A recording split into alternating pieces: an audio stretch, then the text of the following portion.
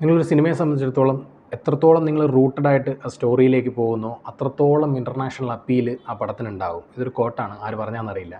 പൃഥ്വിരാജ് സുകുമാരൻ്റെ മൂന്നാമത്തെ directorial venture L two Lucifer two Empuraan, തമോഗോളങ്ങളുടെ എമ്പുരാൻ. റൈറ്റർ മുരളി ഗോപി. ഡയറക്ഷനിലുള്ള തൻ്റെ പ്രാഗൽഭ്യം ലൂസിഫർ എന്നുള്ള ഒരൊറ്റ സിനിമ കൊണ്ട് തന്നെ എല്ലാവർക്കും വെളിപ്പെടുത്തിയ ഒരു ഡയറക്ടറാണ് പൃഥ്വിരാജ്. മുരളി ഗോപി എന്നുള്ള റൈറ്റർ നമുക്ക് എല്ലാവർക്കും അറിയാം. അദ്ദേഹം ചെയ്തു വെച്ചിരിക്കുന്ന വർക്ക്സ് അങ്ങനെയുള്ളതാണ്. ലെഫ്റ്റ് റൈറ്റ് ലെഫ്റ്റ് ഈ അടുത്ത കാലത്ത് ഈ രണ്ട് പടങ്ങൾ തന്നെയാണ് അദ്ദേഹത്തിൻ്റെ റൈറ്റിങ്ങിൽ വന്നില്ല എൻ്റെ പേഴ്സണൽ ഫേവറേറ്റ്സ്. ലൂസിഫറിനും ബ്രോഡാഡിക്കും ശേഷം ആശീർവാദ് സിനിമാസുമായിട്ട് പൃഥ്വിരാജ് കൈകോർക്കുമ്പോഴത്തേക്ക് മുരളി ഗോപിയുടെ വിഷൻ ശരിക്കും അതിന് കൈ കൊടുക്കുന്ന രീതിയിലുള്ള മേക്കിംഗ് ആണ് ഈ പടത്തിനകത്ത് ചെയ്തു വെച്ചിരിക്കുന്നത്. ഗംഭീരമായിട്ടുള്ള വിഷ്വൽസ്, അതുപോലെയുള്ള ലൊക്കേഷൻസ്, സെറ്റ് വർക്ക്, ഗ്രാഫിക്സ് കുറച്ചാണ് ചെയ്തിരിക്കുന്നതെങ്കിലും അതുപോലുള്ള പ്രോപ്പർട്ടീസ്, ഹെലികോപ്റ്റേഴ്സിൻ്റെ അയ്യരുകളിൽ നിന്ന് തന്നെ പറയാം. അത്രയ്ക്ക് ശരിക്കും ഭയങ്കര ഗംഭീരമായിട്ടുള്ളൊരു ഒരു വലിയ ക്യാൻവാസിലാണ് ഈ പടം ചെയ്തിരിക്കുന്നത്. 100 കോടിക്കും മുകളിൽ, മേ ബി 200 കോടിക്കും, പലരും പല ന്യൂസാണ് പറയുന്നത്, 100 കോടിക്കും 200 കോടിക്കും മുകളിലൊക്കെ ബഡ്ജറ്റ് പറയുന്ന ഒരു സിനിമ തന്നെയാണ് എമ്പുരാൻ. നമുക്കത് വിഷ്വലി കാണാനുണ്ട്. അതുപോലുള്ള, അതായത് വാഹനങ്ങൾ കൊണ്ടുവരുന്ന വണ്ടികൾ, ഹമ്മർ തുടങ്ങിയുള്ള സാധനങ്ങൾ, US ആർമിയുടെ ഒരുപാട് സംഗതികൾ, UK MI6 പോലുള്ള ഏജൻസീസിനെയൊക്കെ കാണിക്കുന്ന, അങ്ങനെ അതിൻ്റെ ട്രെയിലർ ഇറ്റ്സെൽഫ് നമുക്കത് റിവീലാക്കി തരുന്നതാണ്. ഇതിൻ്റെ സ്കെയിൽ എത്രത്തോളം ഉണ്ട്, എത്രത്തോളം ഒരു ഇൻ്റർനാഷണൽ ലുക്ക് ആൻഡ് ഫീൽ ഈ മൂവിക്ക് ഉണ്ട് എന്നുള്ളത് നമുക്കറിയാം. അതിന് വേണ്ടിയിട്ട് അത്ര നല്ല രീതിയിൽ ബഡ്ജറ്റ് ചെയ്തിട്ടുണ്ട്. അതിന് ആവശ്യമുള്ള റൈറ്റിംഗ് ഈ പടത്തിലുണ്ട് എന്ന് തന്നെയാണ് പൃഥ്വിരാജ് ഇൻ്റർവ്യൂസിലും എല്ലാത്തിനകത്തും പറഞ്ഞുകൊണ്ടിരുന്നത്. ലൂസിഫറിൽ മോഹൻലാലിൻ്റെ സ്റ്റീഫൻ നെടുമ്പള്ളി എന്നുള്ള ക്യാരക്ടറിനെ ബേസ് ചെയ്ത് മാത്രമാണ് ആ സ്റ്റോറി പോയത്. സോ അതിൻ്റെ ക്ലൈമാക്സിൽ പോർഷനിൽ നമുക്ക് ഖുറേഷി എബ്രഹാം എന്നുള്ള ഒരു വലിയ ഒരു ക്യാരക്ടറിനെ ഓപ്പൺ ചെയ്യുകയും അതിൻ്റെ ഒരു തുടർച്ചയായിട്ടാണ് നമുക്ക് എമ്പുരാനിൽ എന്താണ് ഈ ഖുറേഷി എബ്രഹാം, ആരാണ് ഈ ഖുറേഷി എബ്രഹാം എന്നുള്ള രീതിയിലാണ് നമുക്ക് ആക്ച്വലി ഈ പടം നമ്മൾ വെയിറ്റ് ചെയ്തതും നമ്മൾ കാണുന്നത്. ലൂസിഫറിലുണ്ടായിരുന്ന ഒട്ടുമിക്ക ക്യാരക്ടറുകളും ഇതിനകത്ത് വരുന്നുണ്ട്. ഈവൻ മരിച്ചുപോയ ക്യാരക്ടറുകളുടെ പോലും ജസ്റ്റ് ഒരു ചെറിയ പ്രീക്വലിൽ വരുന്ന ചെറിയ സീൻസും ഒക്കെ അടക്കം ഇതിനകത്ത് കാണിക്കുന്നുണ്ട്, ഷാജോൻ്റെയൊക്കെ ക്യാരക്ടർ.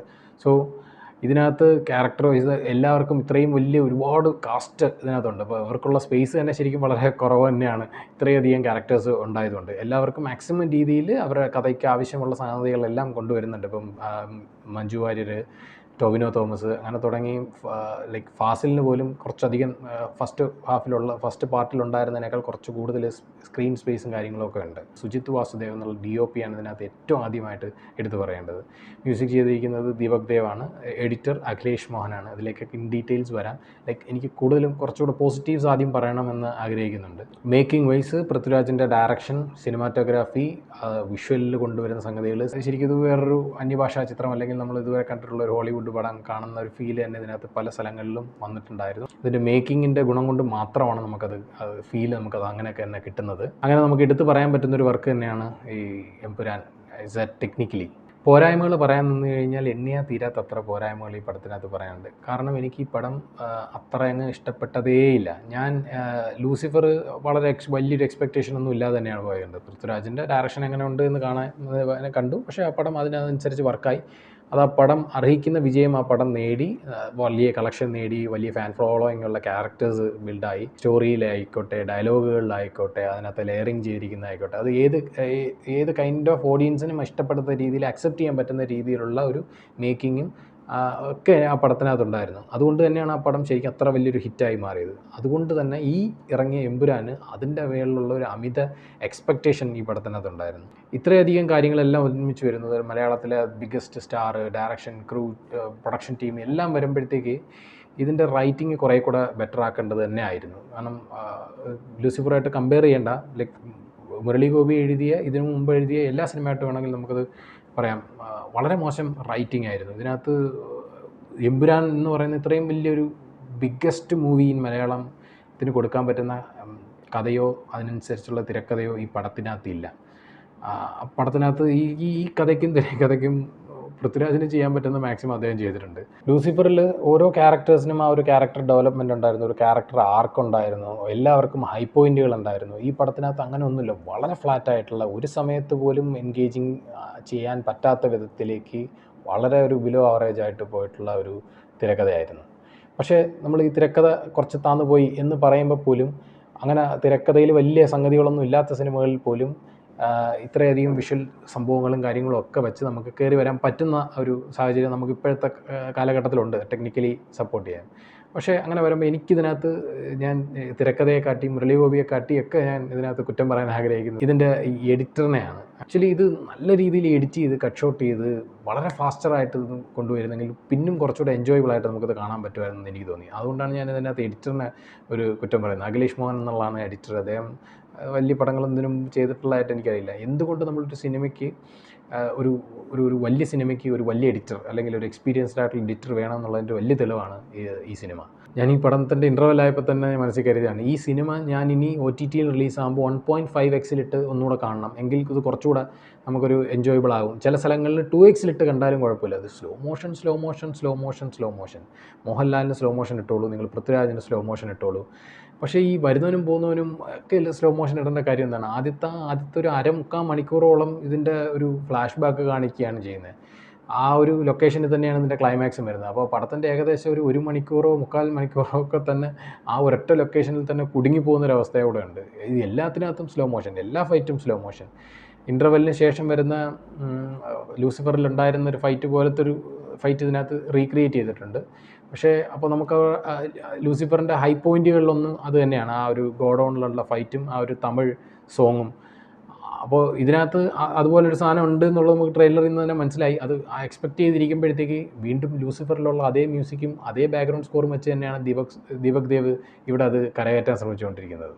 അതും വളരെ പാളിപ്പോയൊരു അവസ്ഥയായിട്ടാണ്. കാരണം ഈ മൊത്തം പടം എടുത്തു കഴിഞ്ഞാൽ കുറച്ച് ഹൈ പോയിൻ്റ് കിട്ടുന്ന ഒരു ഏരിയ അതാണ്, ആ ഒരു ഇൻ്റർവെല്ലിന് ശേഷമുള്ള ഫൈറ്റാണ്. പക്ഷേ അതുപോലും എക്സ്പെക്റ്റ് ചെയ്തത്ര മരുന്നില്ല എന്നുള്ള നിലയിലേക്ക് പോകുന്നുണ്ട്. ഇതിനകത്തൊരു ഗൺ ഷോട്ടോ ബോംബ് ബ്ലാസ്റ്റിങ്ങോ അങ്ങനെയുള്ള പരിപാടികൾ ഒഴിച്ചാൽ അതൊക്കെ ശരിക്കും റിയലി ബ്ലാസ്റ്റ് ചെയ്തിട്ടുള്ളതാണെന്നാണ് പറയുന്നത്. അപ്പോൾ അതൊക്കെ ഒഴിച്ചു കഴിഞ്ഞാൽ ഇതിനകത്തൊരു ഫൈറ്റ് പോർഷൻ എന്താണ് ഏച്ച് കെട്ടിയ സംഗതി തന്നെയാണ്. ഏച്ച് കെട്ടിയാൽ അത് മുഴച്ചിരിക്കുക തന്നെ ചെയ്യും. Lucifer was so better. ഈ പടത്തിനെ സംബന്ധിച്ചിടത്ത് നോക്കുമ്പോൾ ലൂസിഫർ നല്ലൊരു ഗംഭീര പടമായിരുന്നു. ലൂസിഫറിൻ്റെ വാരി കെട്ടാൻ കൊള്ളില്ല എമ്പുരാൻ. മേക്കിംഗ് വൈസ് ഒന്നും പറയാനില്ല.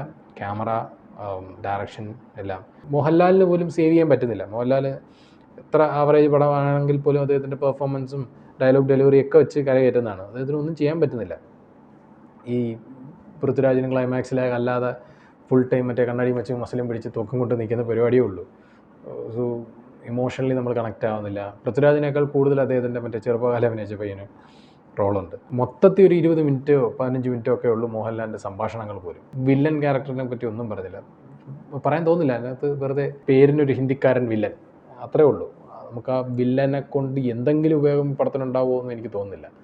ഈ വില്ലൻ്റെ ബിൽഡപ്പിന് വേണ്ടിയിട്ട് ആദ്യത്തെ അരമണിക്കൂർ സീനും ബഹളങ്ങളും, കുറേ കുതിരയൊക്കെ കത്തിച്ച് വലിയൊരു സെറ്റ് തീയിട്ട് കത്തിച്ച്, അമീർ ഖാൻ്റെ സഹോദരി ചേച്ചി ഈ പടത്തിനകത്ത് അഭിനയിച്ചിട്ടുണ്ട്. അമീർ ഖാൻ്റെ സ്വന്തം സഹോദരി പടത്തിനകത്ത് അഭിനയിച്ചിട്ടുണ്ട്. ആ പോർഷൻസും കാര്യങ്ങളൊക്കെ കുറച്ച് ഇമോഷണലി ശ്രമിച്ചിട്ടുണ്ട്, അവർ വർക്ക് ചെയ്തിട്ടുണ്ട്. ഞാനൊരു പോയിന്റിൽ വിചാരിച്ചു അമൽ നീരദ് വന്ന് പൃഥ്വിരാജിൻ്റെ കാല് പിടിക്കും. അണ്ണാ, അമൽ നീരദിന് പോലും ഇത്രയും സ്ലോ മോഷൻ ഇട്ട് വെറുപ്പിക്കുന്ന പരിപാടിയില്ല. നിങ്ങൾ ഈ സിനിമ കാണണം എന്ന് നിങ്ങൾ ആഗ്രഹിക്കുന്നുണ്ടെങ്കിൽ നിങ്ങൾ ഉറപ്പായിട്ടും തിയേറ്ററിൽ തന്നെ പോയി കാണുക. കാരണം അത്രയും വലിയൊരു ഇൻവെസ്റ്റ്മെൻറ്റ് ചെയ്തൊരു മൂവിയാണ്. ഇത്രയും വലിയൊരു പാൻ ഇന്ത്യൻ റീച്ച് നമ്മളെ മലയാള സിനിമയിൽ ഇതിന് വേറൊരു പടത്തിനും കിട്ടിയിട്ടില്ല. As A film lover, as A cinephile, ഞാൻ ഈ സിനിമയെ സപ്പോർട്ട് ചെയ്യുന്നു. ഈ സിനിമയുടെ ബിസിനസ് വലുതാകേണ്ടതുണ്ട്, മലയാള സിനിമ വലുതാകേണ്ടതുണ്ട്. പക്ഷേ വിത്ത് ബെറ്റർ കണ്ടൻറ്റ് ആണ് കിങ്. നിങ്ങൾ ആ കണ്ടൻറ്റ് പടത്തിനകത്ത് കൊടുക്കാതെ നിങ്ങളിനി എത്ര വലിയ സ്കെയിലിൽ പടം ചെയ്തിട്ടും കാര്യമില്ല. പൃഥ്വിരാജ്, നിങ്ങളിനി എത്ര വലിയ കഥ കൊണ്ടുവന്നാലും, ഈ ഇലുമിനാറ്റി അല്ലാതെ നിങ്ങളിനി ഇതിന് മേളിലുള്ള എന്ത് സാധനം കൊണ്ടുവന്നു കഴിഞ്ഞാലും നിങ്ങൾ ആ കണ്ടൻറ്റ് എത്രത്തോളം നിങ്ങൾ ക്വാളിറ്റിയിൽ കൊടുക്കുന്നോ അതിലാണ് കാര്യം. റൈറ്റിംഗ് പോർഷൻ വളരെ ഡിസപ്പോയിൻ്റ് ആയിപ്പോയി. അപ്പോൾ L3ക്ക് വേണ്ടിയിട്ട് നമുക്ക് വെയിറ്റ് ചെയ്യാം. L3യുടെ ഹൈപ്പൊക്കെ നമുക്ക് ഇങ്ങനെ കൂട്ടി വെക്കാം. എത്രയും പെട്ടെന്ന് ഇറക്കിയതേ കൊള്ളായിരുന്നു. ഇനിയിപ്പോൾ മോഹൻലാലിൻ്റെ തുടരും എന്നുള്ള സിനിമ ഉടനെ തന്നെ റിലീസാവാൻ സാധ്യതയുണ്ട്. മിക്കവാറും 2 ആഴ്ചയ്ക്കുള്ളിൽ തരുൺ മൂർത്തിയുടെ സ്പ്ലെൻഡറിൽ വരുന്ന മോഹൻലാലിനെ നമുക്ക് കാണാം. ഓക്കെ, അപ്പോൾ നിങ്ങളും പടം കാണുക. പടം കണ്ടിട്ട് അഭിപ്രായങ്ങൾ കമൻറ്റ് ചെയ്യുക.